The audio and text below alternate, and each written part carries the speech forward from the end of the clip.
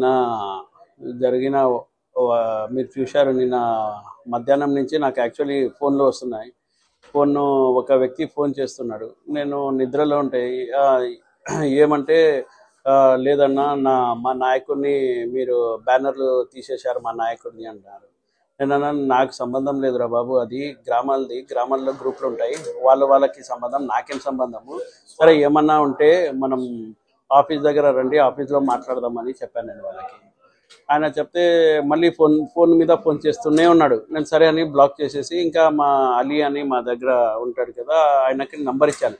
అరే ఈ నంబర్ ఎవరిది కనుకో, ఒక ఫోన్ మీద ఫోన్ కొడుతూనే ఉన్నాడు బ్లాక్ చేస్తే కూడా అని చెప్తే సరే అని ఆయన ఫోన్ చేశాడు. ఫోన్ చేస్తే లేదన్నా నేనన్నా నువ్వు తెలుసులే నాకు ఇది అదే చెప్పాడు. అని ఏమన్నా ఉంటే ఆఫీస్ దగ్గర వచ్చి మాట్లాడు, ఫోన్లో ఎందుకు అని చెప్పాడు. సరే అని ఏందో ఆయన తాగి ఉన్నాడని మేము కూడా ఏమంతా పట్టించుకోలేదు, ఏం చేయలేదు.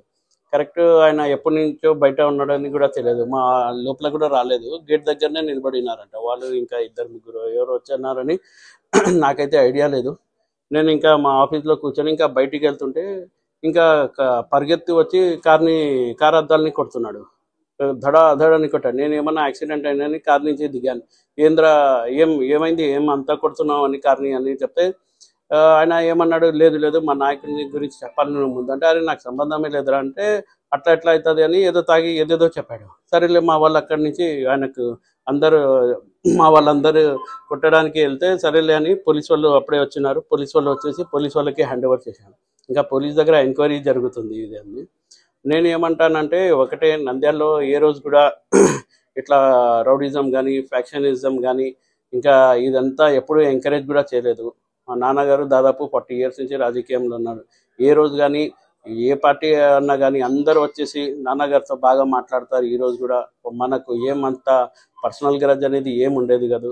రాజకీయంలో గెలుపు ఓటమి అనేది కామన్, అంతే తప్ప ఇది ఎవరన్నా మనసులో పెట్టుకొని ఇది చేయడం తప్పు. అది సరే కార్యకర్తల మీద కోపంలో ఉంటారు,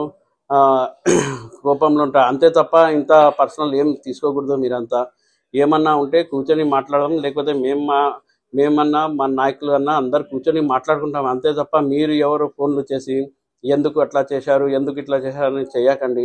ఎందుకంటే ఏ ఊర్లో కానీ ఏ గ్రామాల్లో కానీ ఎక్కడన్నా కానీ ఏమంటే ఎవరిది వాళ్ళది ఈ గ్రూప్స్ ఉంటాయి, అంతే తప్ప వాళ్ళ రాజకీయం ఎట్లా ఉంటుందో మేము అట్లా ఊరు వెళ్ళేప్పుడు మా వాళ్ళ మాట వినాల్సిందే మేము, అంతే తప్ప ఏమంటే సడన్గా ఊర్లో పోయి మన వాళ్ళని మనసు నొప్పి మేము ప్రోగ్రాంలు చేయలేము.